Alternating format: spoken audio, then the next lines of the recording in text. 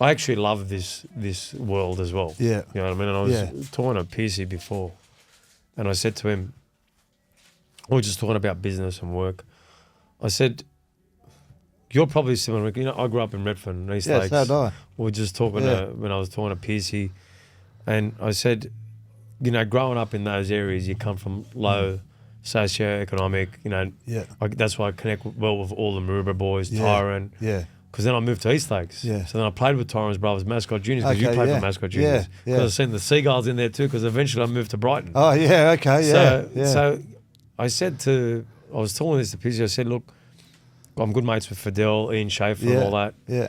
I said, the people that understand people the best are the people that came from the streets, so to speak. The working class, Especially those areas. And they're almost the experts on how to help young kids. Yeah. Not the people that hadn't gone through anything. No, that's right. You know what I mean? Yeah. Especially They've the lived people, and breathed it. 100%, especially the guys from your era. Yeah. I remember, 1987, Yeah. I was a kid, right? 1987, I would have been 11 years old. Yeah. Caught a buzz from East Lakes Yeah. as an 11-year-old. Yeah. And my brothers were already at the game, mainly playing South. Yeah. It was the chip kick over the top with Ron Gibbs, and we scored. Oh, and we just won 16, exactly. 13. Caught it on the full, yeah. But I remember, like, you'd get on a bus Yeah. and you had no fear of going through, like, East Lakes, Redfern. It was like, that was like your hood. Yeah, you know exactly. what I mean? Yeah. And then just going to the game as kids, just, I don't know how we got money together, how the hell we get in there. Yeah. But watching that game, Yeah. you know, and I think it matters to have that grounding. Like, our kids won't go through that. No, they won't do that. No. They won't. They don't even know what that is. No, they You know won't what I even mean? they won't get on public transport. That's how you had to get around back in the day, Yeah. wasn't it? But Yeah. and it's good to get all these stories. You know what I mean? You can connect with so many people, and it's so easy for someone to listen to, say, Tom Burgess. They just put Foxtel on, but no one's heard the Ron Coote journey or the Bob McCarthy journey, where they came from and how they got to where they were. Well, you know what I love about Bob, unreal. and you probably know this yourself, the stories of how Churchill used to train him. Yeah, exactly. And he'd go, guys, I've got to go home to I've tea. got to go home, yeah. He told us that story too. You know what I mean? Yeah. And you look at the layers of what they came through to the next generation. That's right. And then, like, he was telling me stories about... He was only a kid and he lived out the back, and Bernie Purcell lived out the back, and every Monday, I think Bernie's mum used to wash his jumper and jersey, and Bob and that used to watch it go up on the clothesline, and he said, one day I want to wear that jersey, you know? So just stuff like that. Stuff like that. Yeah. And I think it's interesting for people to hear those stories, because people don't understand the essence of what they went through and the next generation. Yeah, exactly. You know, like when I was talking to Jimmy, he goes, mate, I loved rugby league that much that I used to catch public transport from Woolloomooloo all the way to the Magpies. Was he just there after you? Yeah, he was there. He got there after me, yeah. After I you. was in the Magpies in 94 for a little, half a season. Well, Sedaris with us and Manoa Thompson. And... I left halfway through 94. I think Jimmy might have come around 95, 96 maybe. Yeah, that's the right. Magpies, yeah. That's right, because he said to me, because I have to get public transport. Yeah. Because I don't understand these guys now. Yeah. Like, I done everything in my power to make training. Yeah. You know, and it was just a completely different era. I think there was a much different appreciation. Yeah, of course. And I think, like, you know, you grew up obviously in Redfern, right? Yeah. Obviously, coming through, you went through Zetland. Yep. You played for Mascot. Yep. What age did you play for Mascot till? Mate, I played at Mascot, I reckon, from about under 12s to 15s. Yeah. Had a couple of seasons there. And like you said, I played at Zetland. I might have played at Kenzo there for a little bit. Had a couple of different clubs. Yeah. Went to Brighton Seagulls for Brighton Seagulls, for that's a 2 big years. move. Yeah. Well, my mum and dad, they brought a house out in the St George area at Hurstville, and I actually went to school out there. And after 2 years, they separated. Yeah. So and then I came back and lived in Redfern with my dad, and my sister went with my mum, and that's the journey. Just continued on there, and I continued to go to school out at Hurstville for the whole journey of my schooling. period, you know. Yeah. So, Through high school, yeah? Yeah, through high school, through primary school. Yeah. Once again, I got on a train every day and went to school, you know, from Central, walked down to Central or Redfern, whichever one I felt like on the day. I lived in Great Buckingham Street, which was just behind the Oval. Yeah. So it was 50-50 which way I went, either Redfern or Central Station. Yeah. Got on the train every day, and that's how I got to play with Brighton Seagulls. A couple of the boys were out there, and Brad Mackay and a couple of the other boys. Had 2 years out there. It was good. Yeah. Because, with me, I moved to Brighton. Yeah. In year 6, Okay. but I still went to East Lakes Public. Ah, right. Right? Same So thing. I went to East Lakes Public, and then I went to James Cook Boys High. Yeah. So when I was playing for Mascot, I was thinking, fuck, should I go to Brighton or should I stick at Mascot? Yeah. The reason I stuck at Mascot was because I knew all the boys. Yeah. I'd been playing junior footy with Mascot since the age of 8. Yeah. So I was just familiar with all the boys, the coaches, and that familiarity. I just wanted to stay there. So did you go to James Cook High? I went to James Cook. Okay, yeah. But How old are you, mate? I'm 48 this year. Okay. But when I went there in year 7, that was the last year of it being a sports school. Okay, right. So that's when Brian Smith was Brian there. Smith still there? Yeah. Brian Smith, and the Hardy boys were there. Yeah. Kurt Landers and all those guys were there. Kurt Landers, yeah. So that I was kind of not happy about it going to a technology school, which didn't suit the school at all. It was far from it. Couldn't be further from it. But Kurt Landers' old man had a gym. That's right, in Hurstville. Yeah, at Hurstville, yeah. And that was the old Civic Video. Yeah, that's right. I remember as a kid. Stony Creek Road, I think it might have been, yeah. No, King George's. King George's Road. Yeah, the King George's, yeah. Yeah, because my brothers... we used to train there, yeah. Because you're born in 69. That's right. So my brothers were born in 66 and 65. Okay, right? yeah.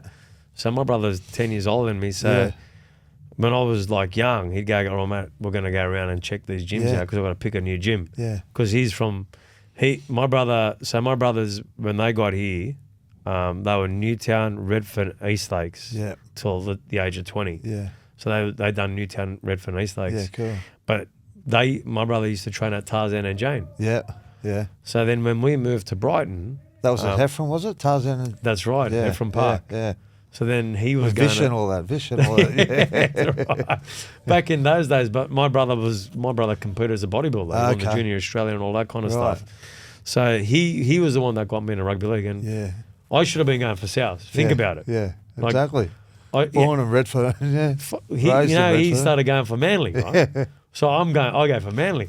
Yeah. So Bob goes, "Mate, I can't believe you don't go for South, mate. There's something wrong with you." I said, "Look, Bob, I go, look, it's probably better that I did go for Manly. I think we won a few more during my lifetime than South. South's only won one in 2014. Yeah, well, that's right. I've only seen one myself. Yeah.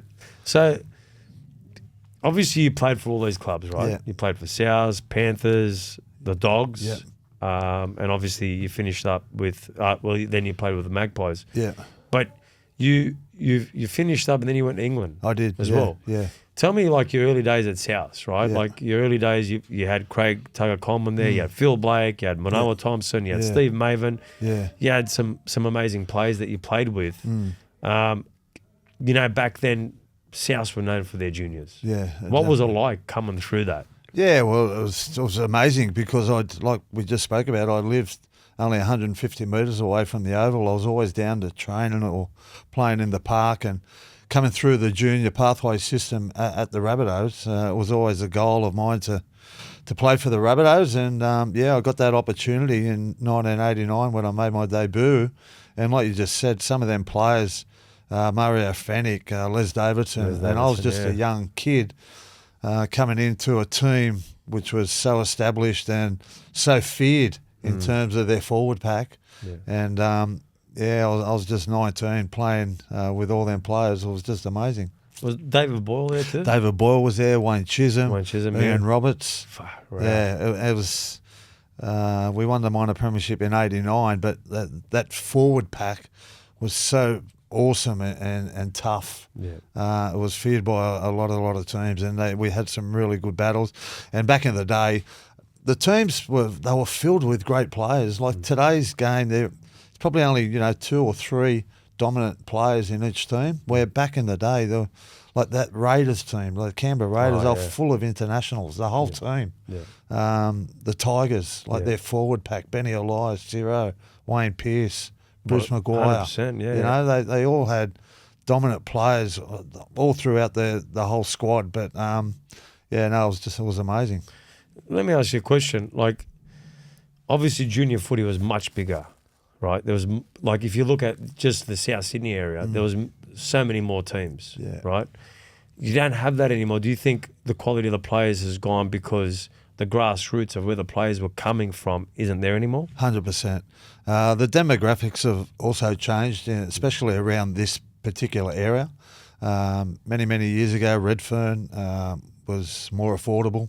You know, a lot of working class people. Now it's a up and coming trendy area. Only 10 minutes to the CBD and Waterloo and Eastlake, and Mascot, real affordable areas to live in back in the day. But the affordability's gone out of them areas, and their people are just moving further west to look for opportunities, and that's why the Western Suburbs now is a dominant area in terms of junior rugby league. But like you just said, the numbers are dwindling. The junior league now, from the age of 12, I think it was when I was coaching, they're affiliated and amalgamated with 4 or 5 different junior leagues because the numbers just aren't there.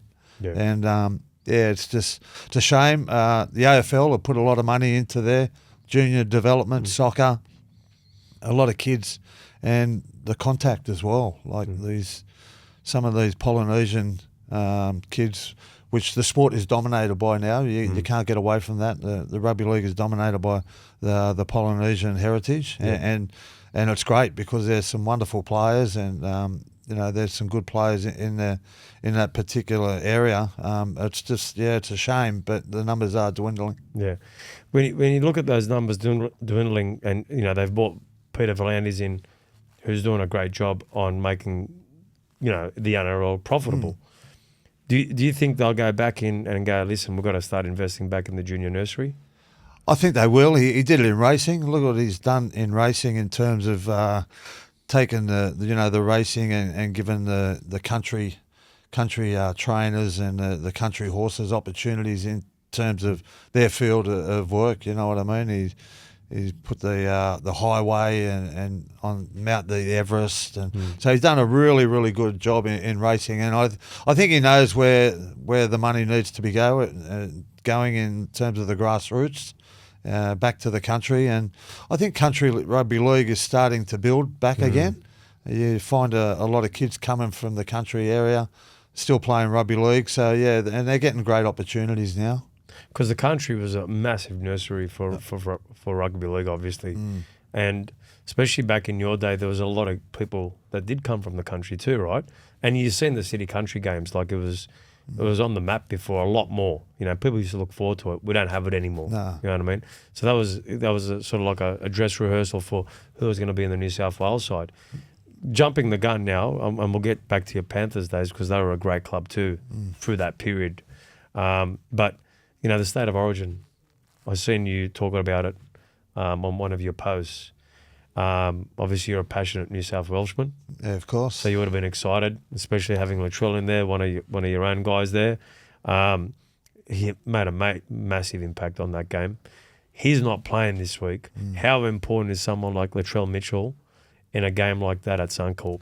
Oh, look, he's a big game player, and he loves owning the big moments, and he proved that only 2 weeks ago in Melbourne when he hadn't played Origin for a couple of years, comes back into the arena and he dead set dominated in that particular. Came up with a try, a couple of try assists, and he just loves them big moments. He's a big game player, and look, he's going to be missed without a doubt. And but just going up to Suncorp, it's going to be a different beast altogether going up there. I don't know whether you've been up there for an Origin match. It's loud, it's noisy, it's full of Queenslanders, and we've struggled to win deciders up there. And hopefully we can turn the table on them. I think they've got the team to do it.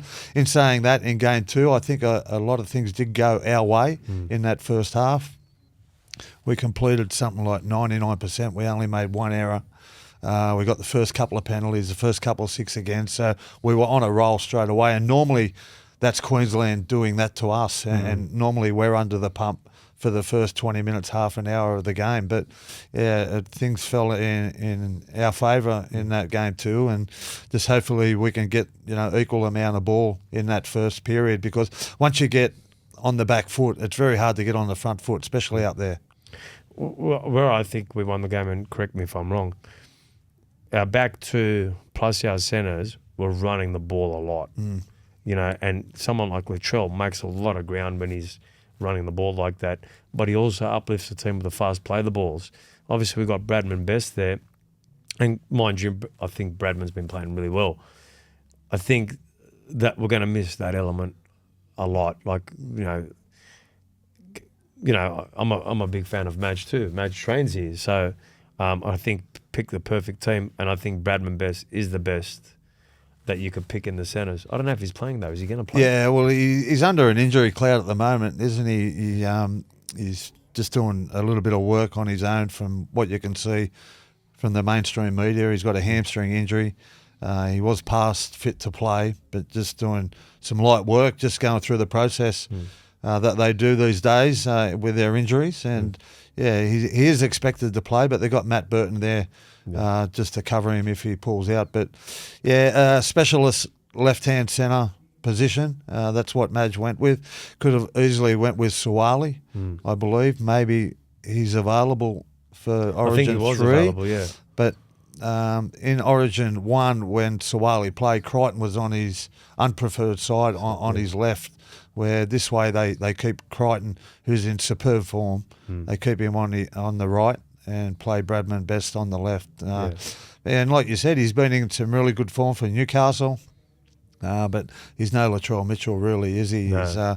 He's played, in Game 3 last year. I think he scored 2 tries on the outside of Cody Walker. But, yeah, he's a good player, Bradman. He's very aggressive. He'll get in their face. But, yeah. We need to win, though. We need to. Fuck, if we don't win, it's all gone to fucking waste. Well, forget about Game 2. Yeah, well, exactly. It's just in the history books, isn't it? Yeah, it's like a great win, but who gives a fuck? But underestimated, I thought Dylan Edwards was really good. He was fantastic, mate. In Game 2.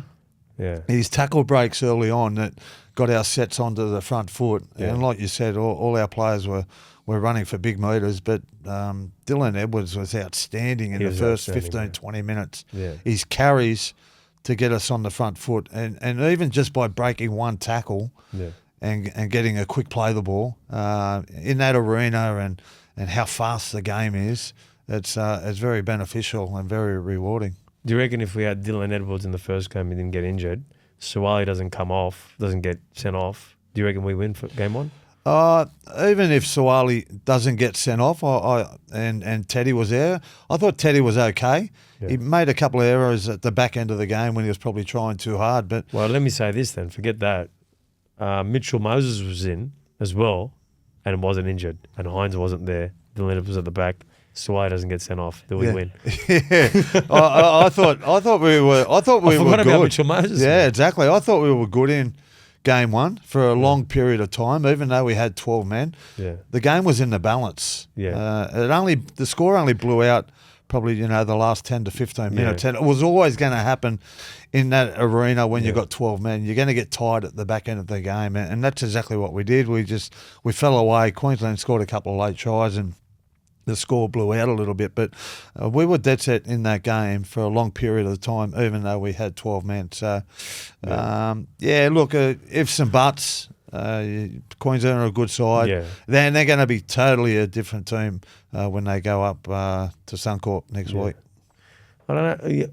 You know what? I'll tell you what I'm happy with, and I'm a Manly fan. I like Hamali, but Mitch Barnett, I think that was a good choice from. Yeah, good Madge. choice. Once again, yeah, exactly. A specialist middle forward as well. And look, Ola Kawatu, he's got to feel disappointed because he's getting dropped from a winning team, a record-winning team. Yeah. And there was no real injury in that particular area. You can understand if he was injured, but he was dropped out of the team after a winning team. Normally they don't change a winning team, but that's Madge. You know, he wants to win. He's passionate.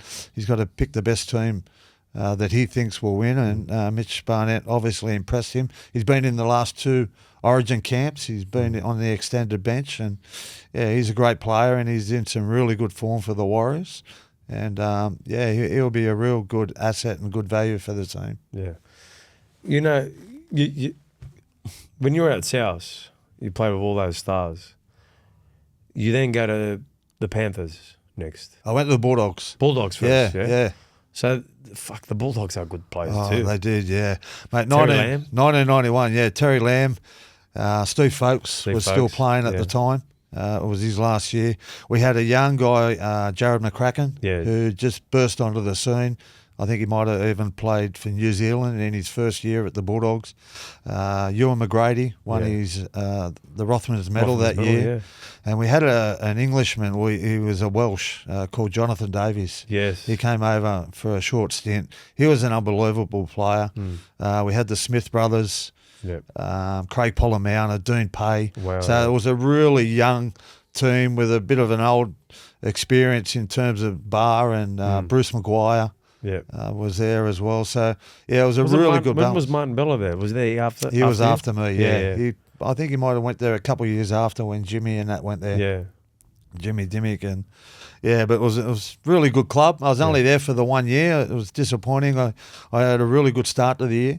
And I got injured probably halfway through. I did my ankle. Then I was sort of like struggling to get back on the paddock. Every time I sort of like returned, I got injured again. But I had a really good year there, and good club. It was run by Bullfrog back in the time. Wasn't he good? Oh, he was a great administrator. Yeah. He loved the club. He was a great man, Bullfrog. Yeah. I mean, with Bullfrog there, obviously they had a lot more success. Yeah. You know, Bullfrog, was a lifeline. A lot like, sort of like a Phil Gould or the Roosters. Who's the Politis? Politis, yeah. I don't know how I forgot his name, but Politis. Yeah.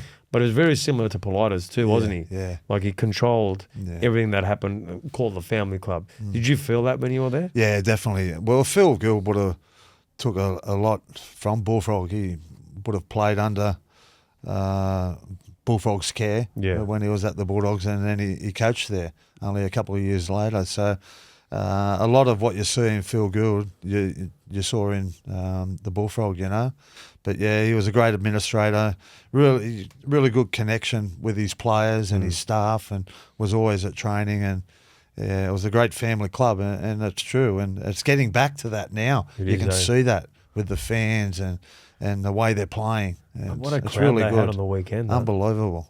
Yeah. When they win, they really get together. Look, my closest mates are Bulldogs fans. I like giving it to them. Yeah. And, they're giving it to me hard at the moment. Yeah. Yeah, they're very passionate. Yeah. And they these guys actually think they're going to win the grand final this year. Yeah, well, hey, look. It's not that funny. You know, have you met a Bulldog fan? When they're getting that close to the top 4, they've won the grand final. Yeah. They're worse than South fans. Mate, they're a great club, and I'm really happy to see them going well again. Yeah. Obviously, Cameron Serraldo's done a great job. There was a lot of pressure on him over the last 2 years. Last year, was a lot of work in progress, and now the players are just starting to buy in. I thought they've brought really well this year. Stephen Crichton, I think, was a great buy for him. Connor Tracy's been unbelievable for him at the back. Jermaine Salmon. And Gus is no deal. You see what's happening with Penrith over the last 10 to 12 years. That's got Phil Gould's fingerprints all over it. He set all that up.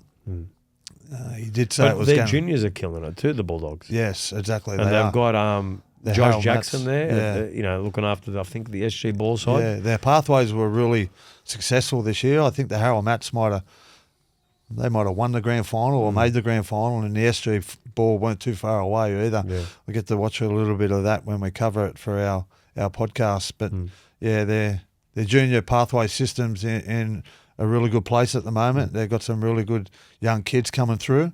And once again, I don't think there's one player on the roster now that was there when Phil Gould took over. So No. Phil Gould brought pretty much everyone. Yeah, and then they got the Roosters player going there next year. Yeah. Silly, Silly, yeah. Silly, Tipanoa, yeah. He's killing it already at the Roosters. Yeah, he's good. A good versatility player. Can Yeah. play a number of different positions. He's playing centre at the Yeah, moment I because know. they've got a couple of injuries, the Roosters. So, yeah. And doing well. And doing well, yeah. He's a try scorer. He runs a good line. He'll be really good for the Bulldogs. And, yeah, don't be surprised. I know, the fans think they're going to win it this year, but they're not too far away. I hope they don't. I won't at the end of it. I won't say that because my mates always listen to my podcast. Yeah. If I say that, they're Yeah. going to use it against me. Yeah. When you were at South and the Bulldogs, did you see a difference on how the administration was run? Obviously, like, South is your heart, right? Yeah. So you know all the guys there, George Piggins. Like, George Piggins back in those days was the lifeline of that club, Yeah. right? Yeah. So there's similarities. Yeah, there was some similarities there. Probably a touch more professional, but at the end of the day, Terry Parker was in charge at the Rabbitohs back when I was playing in the late 80s. George was our coach, obviously, and he had a big input to how the club was run. But Terry Parker was a good administrator as well. I think he was involved with the New South Wales Blues back in the day. And he would have learned a lot off Bullfrog as well because they were both involved in that arena. So, yeah, both great administrators. But, yeah, the professionalism, probably a little bit more at the Bulldogs at that point of time. And like you said, we just spoke about before, Redfern and South Sydney, they were all working class. It was a working class area, working class fans, working class players. And we just played with our heart on our sleeve. We just went out there and gave it our best. And back in the day, you had a job as well. It wasn't professional like it is today. You used to have to go to work and then turn up to training every afternoon. So, yeah, it was just one of them areas that you grew up in and you loved the area and you just wanted to play for that rugby league team. Yeah. They were great days. Great days. Like, you grew up, you had no money, but you had a better time. Yeah. You know what I mean? You found the way to have, so much more fun. Yeah. You then go to the Panthers from the Bulldogs, right? No, I went back to South. South. Yeah, went back to South and had another couple of years back at the Bunnies. Yeah. And then I went to Western Suburbs in 94.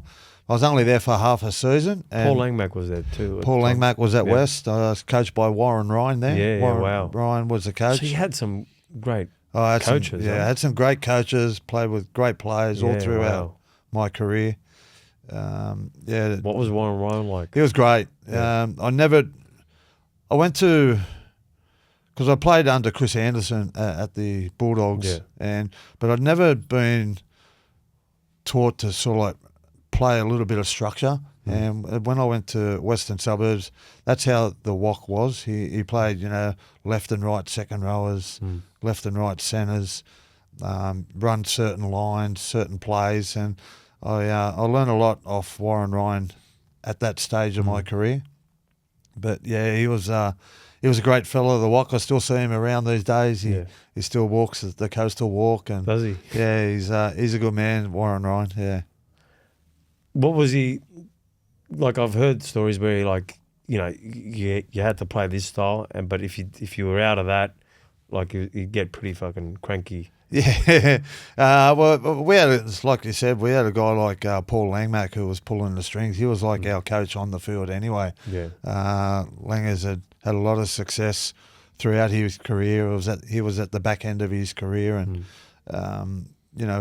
he teamed up with Warren Ryan there at the Magpies, and it was a great understanding, and you knew what your role was. Probably similar to what Melbourne, they talk about Melbourne these days where, they can get an ordinary player and just turn him into a good player because he's worried about his own job. Yeah. And that's what you had to do at the Magpies. You had to, you're worried about your own job in certain positions. And, of course you had to be there when there was a set play put on. But, he was very structured, and, I could understand why he had a lot of success at the Bulldogs, Warren Ryan. You then go to the Panthers. Yeah. Who was your coach there? Gus was my coach. Gus. Yeah, in '94. Geez, you had Yeah, Some great people. Had some good tuition throughout my career, Gus. And what was Gus like at the Panthers? Because he was at the Bulldogs, then he went to the Panthers. Yeah, Gus was great. I still today. He was at the Panthers first, then he went to the Bulldogs. No, he was at the Bulldogs, then he went first, to the Panthers. yeah. That's right. Yeah, he won a couple of premierships at the Bulldogs, and then won the premiership in '91, I think, at the Panthers. Yeah, '91, and going back, Gus was great. Still to today, I think he's probably one of the smartest men in rugby league. Yeah. He's an ideas man. He was a great player. A tremendous coach who had a lot of success, and now he's doing it on the administration side. But he was a great motivator. He always got into your head, Gus.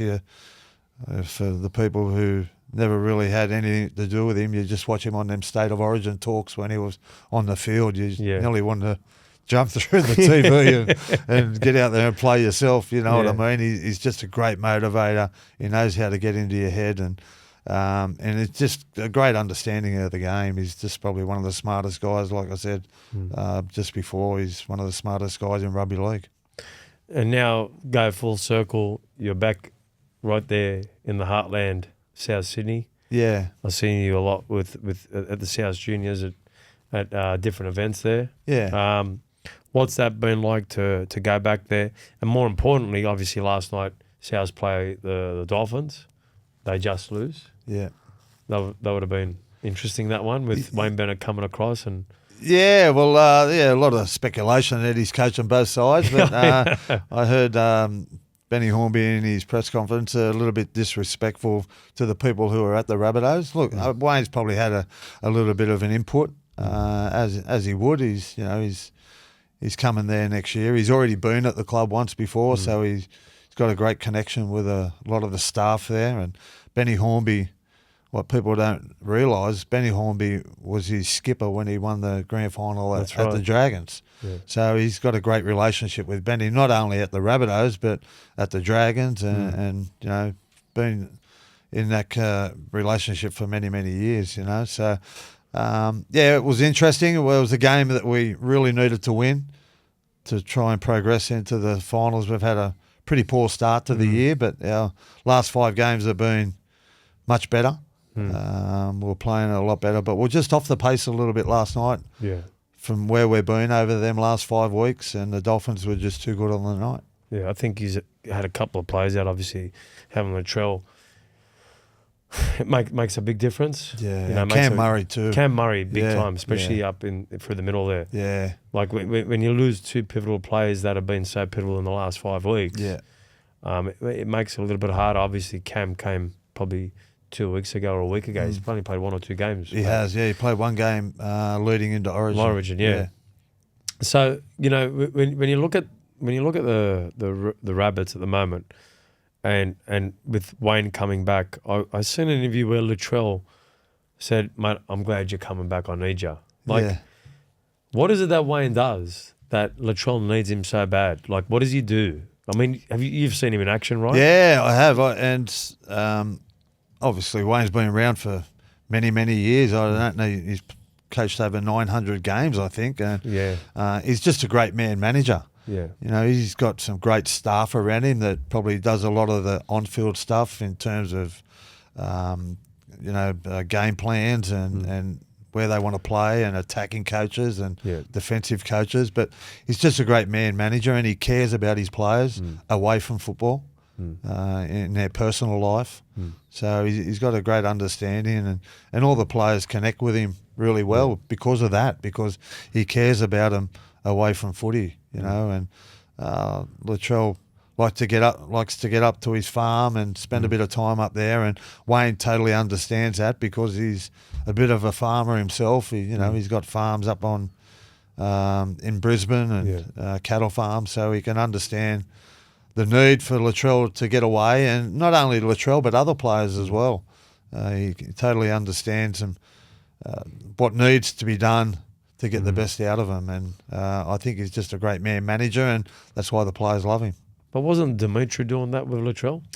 or didn't he do it? Or did he do it the wrong way? Yeah, well, look, you never believe everything that you read. And I felt for JD because he was a good fella. And a lot of things have changed in terms of the game since JD has left. Now, I don't know why, but last year we were the worst team in completion rates in the whole of the NRL. We're averaging around 65%. Now, we just spoke about them 5 games that we won just recently. We completed at 80% or above. Now, completing at 65%, you're not going to beat anyone. You're not going to be competitive. Your defensive structures go out the window because all you're doing is defending. You're getting tired. You're getting fatigued. So when JD was, I did some stats. When JD was in charge, I think we only completed above 80% probably 3 or 4 times. And we probably won them games, you know. So, yeah, look, I felt sorry for JD. Obviously, you know, it's a results-driven position. It's a cliche, and, you know, you've got to win games, and if you're not winning games, well, then, you know, something's going to give. And normally it's a coach. Players don't usually get the sack. But, yeah, look, I'm sure JD had a great relationship with all his players, and it's just something that had to give, and unfortunately it was JD. And like I said, things have changed since JD's left, and that's why the results are, you know, we've had a couple of wins on the board is because of our completion rate, I believe. Yeah. Well, every year, really, you see about 2 to 3 coaches get sacked. You know, you got Brad Arthur, you got JD. There's probably got to be one more at some point this year. Yeah. Right? Who do you reckon? Fucking, you know, I'm looking at the Tigers. I'm going, well, they're still down the bottom. And, you know, if you look at the Tigers, right, and then you look at, say, St. George, right, you know, you got to ask yourself which team had more problems. And Flano's done a fantastic job at the Dragons. Outstanding, yeah. Apart from last week's result against the Roosters. But, you know, when I look at the Dragons, you're, again, like with the Tigers, you're dealing with 2 factions. At the Dragons, you're dealing with Wollongong and, you know, Jubilee. Yeah. So, you know, the St. George area. So it's much more challenging. You know, I'm a Manly fan. I'm going to say it. I thought Manly should have kept Flano instead of Seabold. And under the side Manly's got, Flano would have flourished even more. Yeah, they've got a good roster. You know what I mean? They've got a great roster. And, you know, to be perfectly honest, I think, and Jimmy's a good mate of mine, I'm not going to... I'm not here to badmouth anyone, but they should be doing a lot better than they are. You know what I mean? And then you look at the Bulldogs, start of the year, you go, well, they got some good players there, but do they really have the roster to get to that point? But then you can go, fuck, okay, look at the Warriors. Killed it last year, but they've been so up and down. Admittedly, they played unbelievably well against the Bulldogs, should have got a penalty to kick the goal, and everyone was injured on the bench. So, you know, it's very up and down. And, you know, Bulldogs 2 weeks in a row win by 1 point, lose to Cronulla the week before, beat Cronulla the week before, and 3 tries to 2, and Hines misses a sitter field goal. So, you know, both those weeks the Dogs win by 1 point, where they should have probably lost it, and everyone's going, geez, the Dogs are killing it. But it takes those games to get your confidence up. It does, yeah. It's tough competition these days to, you know, stay at the top level for so long. We found that, you know, we were up for 5 weeks. We had 5 good wins, and like I said just before, I thought our performance last night just probably wasn't at that where level. where it was over them last 5 weeks. And when you're just off a little bit and the other team's on, the result can go the other way, you know what I mean? But, yeah, the Tigers, it's a learning curve for them, isn't it? I think they've probably had more problems than anyone, not only on the field, you know, the back end in terms of, you know, the CEO and all the administration. They've had a lot of issues over the last, you know, 3 to 4 years. They've been a bit of a basket case, haven't they? I feel sorry for Benji, you know, because they do put in some great performances. They've got Jerome Luai going there next year. So hopefully they can start getting some results on the field. Well, you've seen what Crichton done for the Bulldogs. You'd think Jerome going, and I think their wingers going as well from the Panthers to the Tigers. Okay, yeah. So, bringing two quality players that have been in grand finals, is probably going to help. And you could probably see Luai becoming the captain and becoming the leader at the club. Yeah. And then bringing the rest of the club up in itself. And then obviously they've got Shane Richardson there, who's been a great administrator and understands the game. So he kind of knows what to do. Obviously, what's going to be in the balance next year is, can Benji now perform with the players that he's got, which is going to be much better. Yeah, without a doubt, mate. It's a long process there at the Tigers. It's not going to happen overnight, like you said. First of all, they're going to struggle to attract players, but players are going to go there. Appy went there. Yeah. Justin Olam's gone there. Now Jerome Luai's going there. They're all coming from really, really good systems, and they'll bring that experience. And the more players that they get there of that calibre, it'll only help their junior players that are coming through the pathway system. Once again, they've got a good junior pathway system as well. Yeah. Some good young kids coming through. Jerome Buller's a good player. Yeah. They've got some good forwards. They want to hope they can keep him. Big Stefan. Yeah, well, he's a great player that wants to leave. Yeah, that's right. So the young 5'8", he's a world beater. He's a really, really classy player. Galvin, is it? Yeah, he's a great player. But I think with the Luai there, I think that's going to make the biggest difference. Yeah. So, it's won't happen overnight, but give it, Actually, 4 what to you 5 asked me years. a question, Benji, and I like Ricky Stewart, but he's been at that club for a while. He's signed till 2029. Oh, no, he just re-signed. I was talking to my mate who's a big Canberra fan. He goes, mate, we've only got about 2 or 3 players in that side. Yeah. And...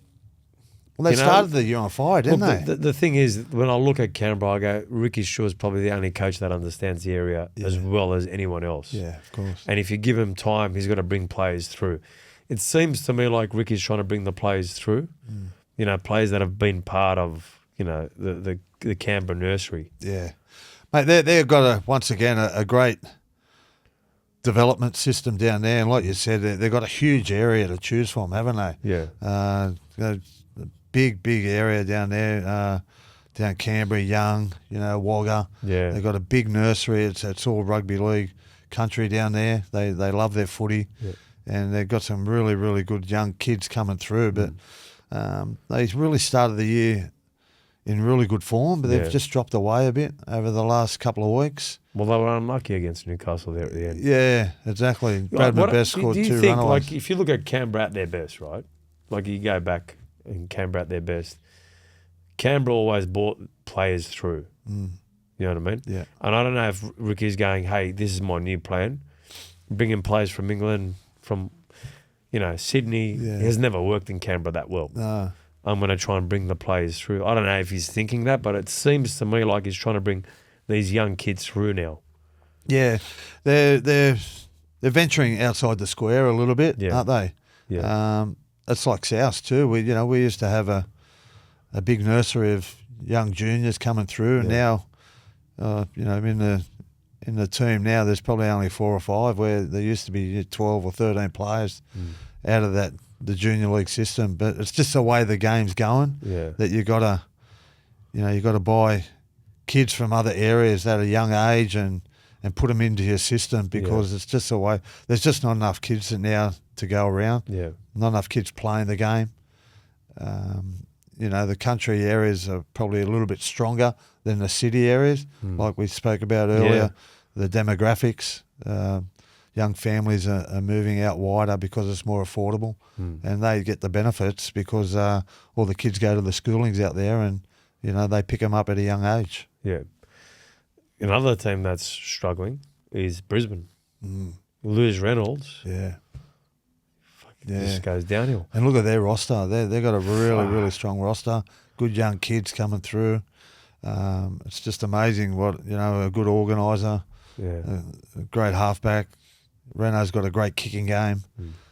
They're just struggling at the moment. Is there in-house turmoil there? Johnny Cartwright's leaving. At the end of the year, he's going over to Hull to take up a coaching position there. Lee Briers, there's rumours that he'll be at South under Wayne Bennett. So, is there drama in the camp there? Who knows? But they're playing not a good brand of footy. It's a very important game for them this weekend against the Dragons, I think they play, up at Suncorp. Yeah. Missing all their origin players, but so are the Dragons as well.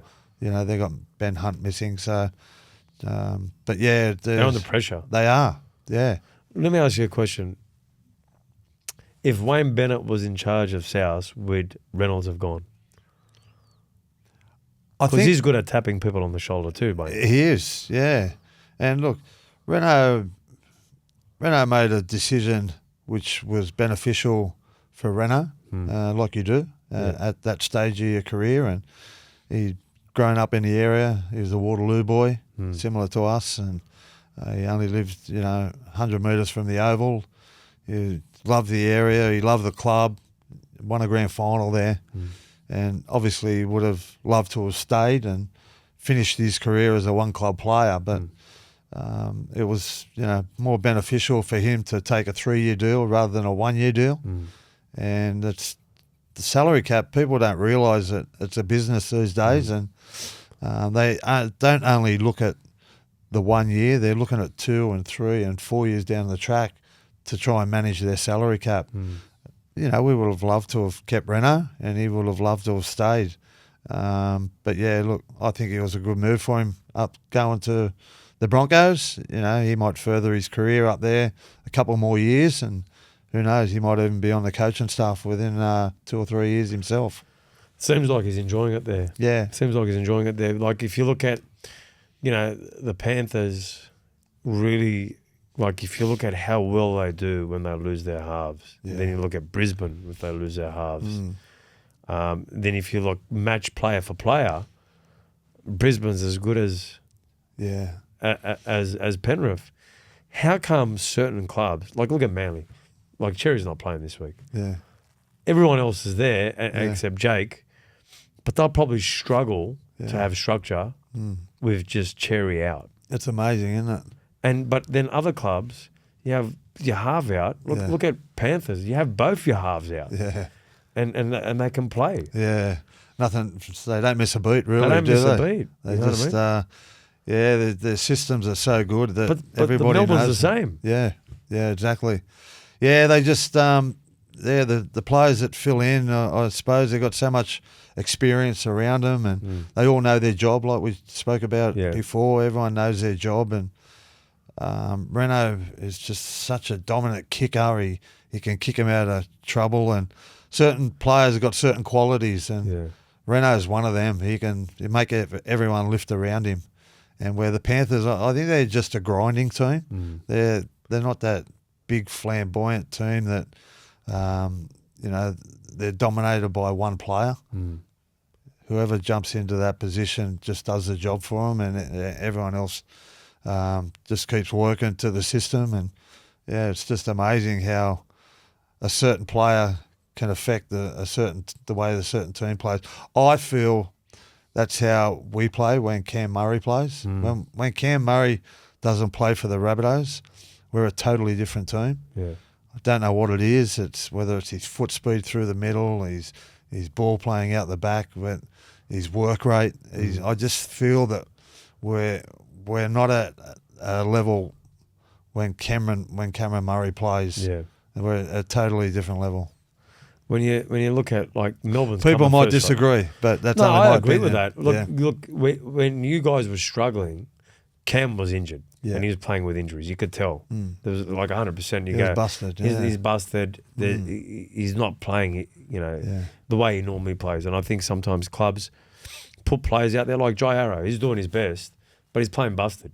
You know what I mean? And you can see he's carrying that shoulder injury all the time. I think he's going to go for surgery. Goes in today. Yeah. It's his birthday today. Happy birthday, Jai. Happy birthday, Jai. Yeah, but then you go, fucking, how many players can Melbourne lose and still be first? Yeah. Like, it's ridiculous. They lose their winger. They lose their halfback. They lose their centre. They lose their front rower. They lose their hooker. They lose their fullback. They lose their second string fullback. Yeah. Like, and they're coming first by about 4 points. Yeah, like we said earlier in the show, Melbourne, they just worry about their own job. That particular player comes in, he's got a job to do. He's not worried about anyone else's role.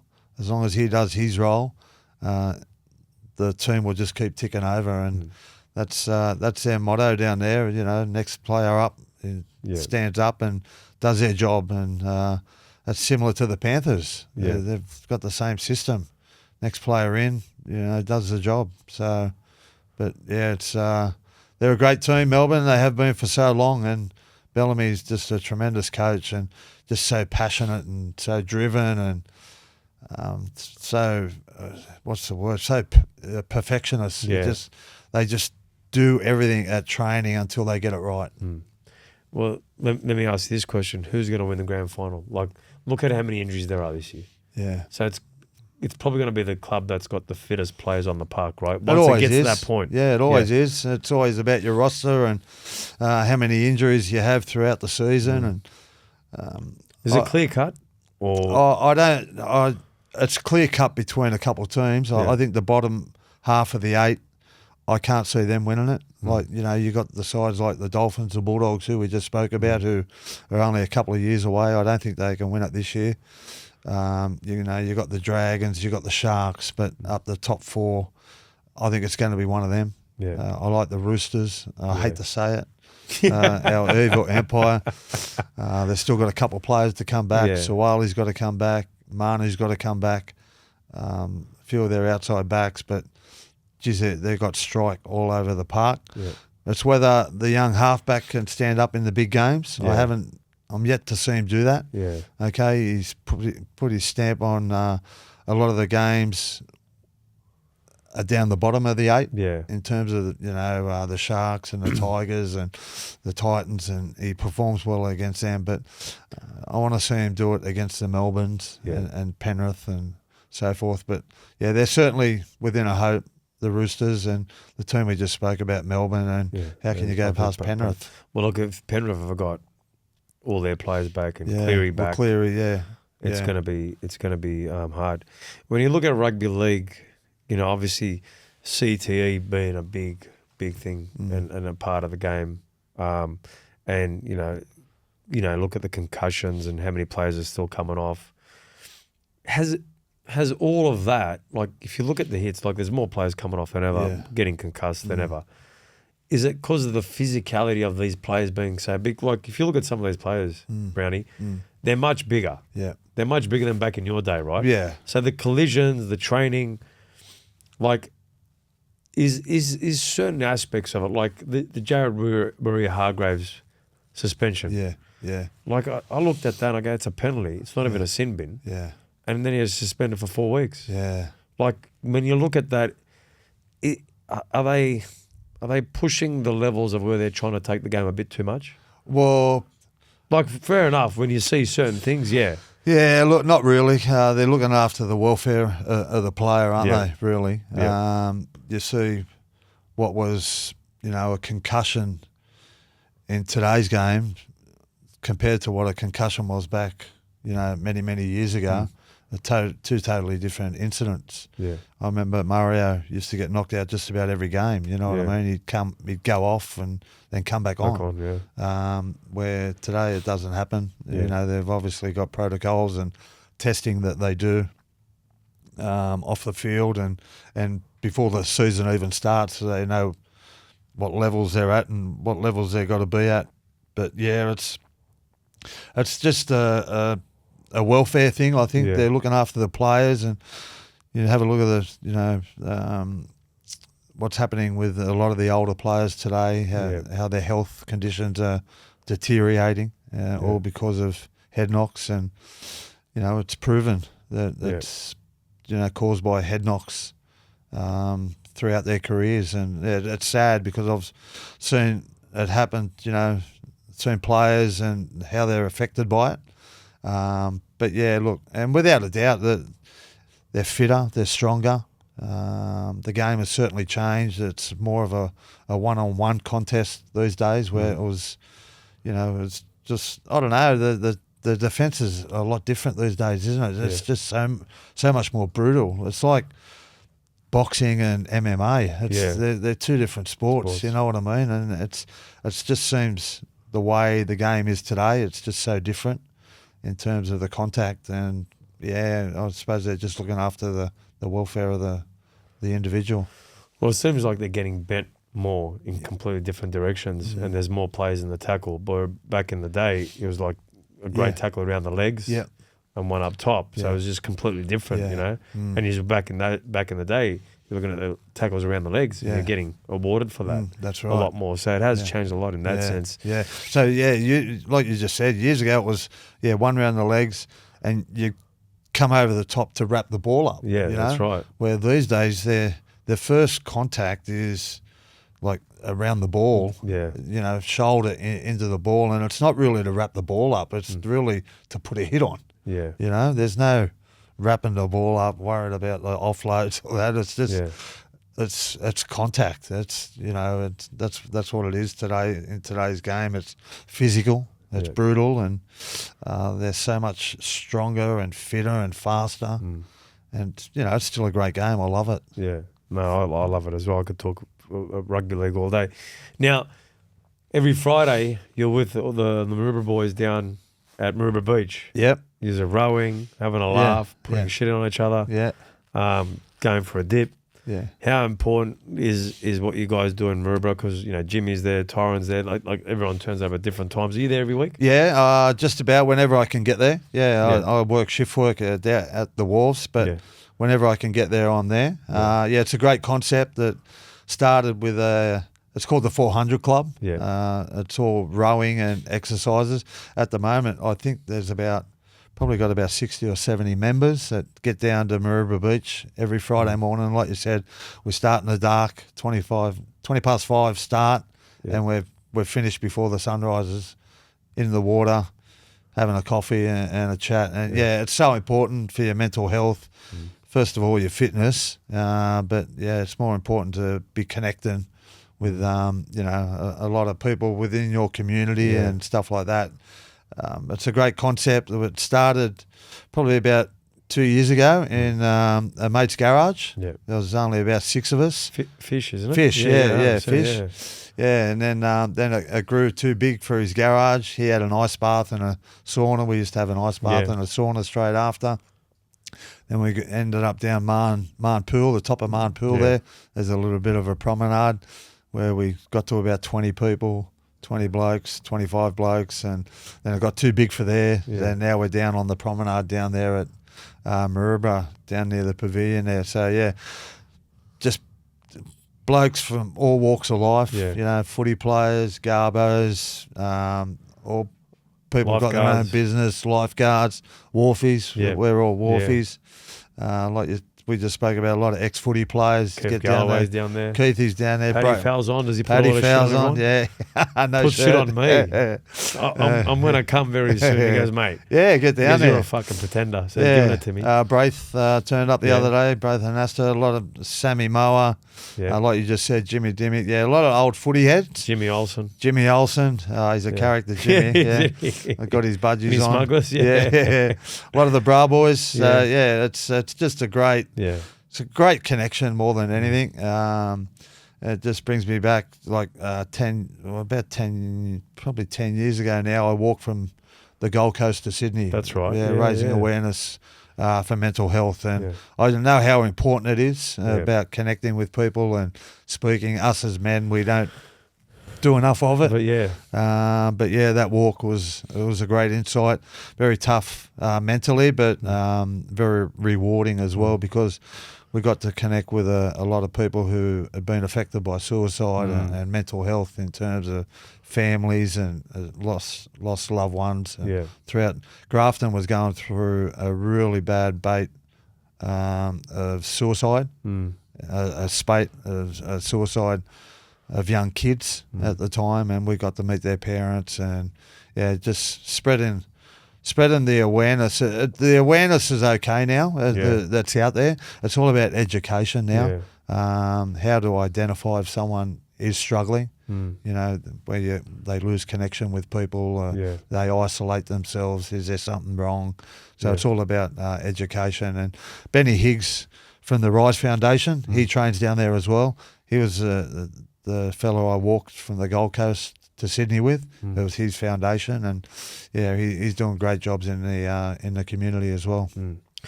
Mental health's so big. I mean, you see so many people. Man, I see them in this gym, you know. Yeah. And you know, I run the challenges. I talk to so many people that come to me. Mets, I'm going through this. I'm going through that, and you know, the nucleus of getting anyone back is what you guys do every Friday. Yeah. You train, you jump in the ocean, you have a coffee, you have a chat.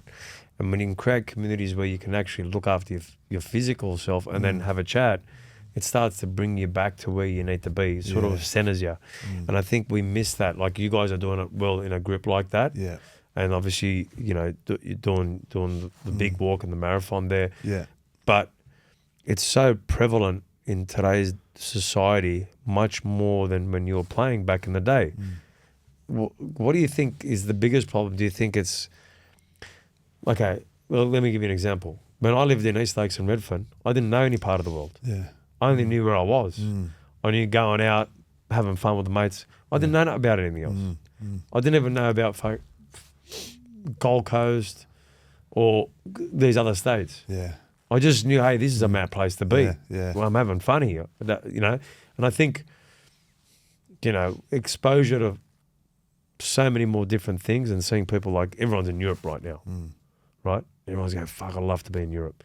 Didn't fucking even know what Europe was. No, yeah. Do you know what I mean? Yeah. So basically, what you're just saying, we used to live in the moment, didn't we? Yeah. We never didn't worry about what was going on around us because we had no idea. If you pick up and ring the phone, there was no mobile phones. No. You picked up the phone. If they didn't answer, well, you just had to get on with life, didn't you? That's right. It was just one of them, press button phones or the That's dial, right. the dial The ones. dial. If the phone was engaged, well, you had to wait there and wait till the phone wasn't engaged. There was no call waiting or anything like that. Yeah. It was basically just living in the moment. And like you just said, a lot of people in Europe and the only way you find out about all that is social media. That's right. Everyone's on social media, find out what they're doing, and a lot of, I believe social media has got a big role to play in all this mental health. A lot of bullying on social media, 100%. and we can't stop it. It's just the world we live in today. We just got to try and more human contact. Manage it. Yeah. Much more human contact. Exactly. And manage it being in the moment a lot more. I just, walk through your gym just before. There's a class going on and just stuff like that. Get involved with fitness and classes and the 400 Club that we're doing every Friday. They do it Wednesdays as well. We do a little weights class down there as well. Yeah. So anyone out there wants to get down there, just pop down. We've got a WhatsApp group and, you nominate that you'll be there and if you don't turn up. Oh, you cop it, don't you? Yeah, you cop it. You cop it of it. Jimmy Dimmick, he copped it a couple of times. Did he? Yeah. Fuck, when I come, I'm going to cop it the most after that. Paddy Falzon will come straight at me. He comes here. Yeah, Paddy's a good man. Yeah. He doesn't miss you. Yeah, he's a good man. Is he there all the time? Paddy's there. He's a regular. He's because of their work hours, they can get there early, the lifeguards. They don't start till 6, 7 o'clock. And we're normally done by just after 6. Yeah. Good. Like I said, we have that swim in the ocean and have a coffee. Some blokes can hang around a little bit longer than others. Yeah. But it's really I'm going to come. I'm going to come. Yeah, get down there. I've been pressured a lot and I have to come. Yeah. Mariba's a great area, great people. Yeah. The whole area, like you said, a lot of working class people, a lot of people that have been around for a long time, so it's a great area. We get people coming from Bondi and like you said, Keithy's out San Susie. Yeah, that's right. So we get a lot of people coming from different areas just because of the concept, and it just makes them feel good. Yeah. Not so much the fitness, but how good's Keithy just looking, huh? talking. Yeah, he looks like a model now. He's a beast, isn't he? Yeah, he's a beast. Is he doing any modelling at the moment? But it's all about connection. And once again, I used to feed the homeless as well. Yeah. Fed the homeless for St Vincent de Paul there for about 2 years. Yeah.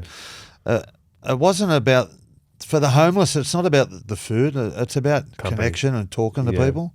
They might grab a sandwich or that, but their more important thing is to talk to people. You just think how many people they come across, homeless people that just ignore them in the streets or just walk past, don't even say g'day, and they're just like us. They just want to talk to people. And they've got interest and where they've come from, and a lot of families out there. So it's there was a really interesting, insight to what it's like out there on the streets of Sydney. What were they saying? What was the insight? Just how they live and why they're out there, and a lot of the homeless, they just they don't want to have bills over their head. That's and, right. They go through marriage breakdowns and can't afford the rent. But there is a lot of pressures, though. There's pressures, exactly. Big pressures. Yeah. But they're like us, They've all got interest, and some of them love baseball, and some of them love footy and racing, and it's just it's a different world out there. Yeah. Darren, I've loved the conversation, the clubs that you played for, what you do, what you guys do in Maroubra, for men that do struggle. 7 in 10 are men that commit suicide. So it is a huge thing. And, you're talking about homeless people in that one company. It's very, very important that we not only listen, but give people, as much guidance as we possibly can, and not make them feel like, they can't be part of this. And, a few weeks ago, Hilton passed away. Yeah, great friend of mine, And he was a member at the gym. And one of the best parts about Hilton was, no matter what you were like, he'd always ask, how do you feel? How you feeling? How are you today? And it matters so much, just acknowledging people, asking people how they feel, smiling. And it doesn't cost anything to smile and say hello. Yeah, exactly. Honestly. And you can change someone's day by doing that. Yeah. And I think it's more prevalent back in our day, because that was what we did. You know what I mean? Exactly. And the generation growing up, when you say hello to them, it's like, fuck, what's going on here? Yeah. And I think that element's probably, has to sort of be inbuilt with a lot of the younger people. Give people time. That's all it is, isn't it? Yeah, just a little bit of a conversation, and just ask them how they are. And we just spoke about the great man Wayne Bennett, and that's what he does well. He gives people time, and he's seriously concerned of his interests just away from footy, and that's why the players love him. Yeah. Darren, thanks a lot, mate. I really appreciate it. I didn't know exactly, I knew where the conversation was going to go. I mean, I watch your podcast. Tell people about that, where people can find you as well. Yeah, Rabbitohs Radio Podcast, similar. You can find us on YouTube, Spotify, Apple, or wherever you get your podcast. We talk all things South Sydney. We've been up and running for a number of years. Interviews, we cover all the games, the junior pathways. So, it's a great podcast if you're a Rabbitohs supporter, but make sure you hit us up. Yeah, Kenny, you better listen to it, bro. It's all everything Rabbitohs, bro. And he's beeping around, mate. Look out, you know what I mean? He's not a spring chicken. The only reason I'm looking all right is because I cut the greys. Yeah, mate. I've been watching my videos and go, fuck, I'm getting old. There's plenty of greys, mate. Thanks a lot. Thanks a lot, Brownie. Champion, mate. It, bro. Yeah, great to be on here, mate. Yeah. I'm going to be down there, don't worry. Yeah, Remember, I'm going to get come down to the 400 Club. I'm going to come down for sure. Yeah. Thanks a lot. Good on you, Thanks. mate.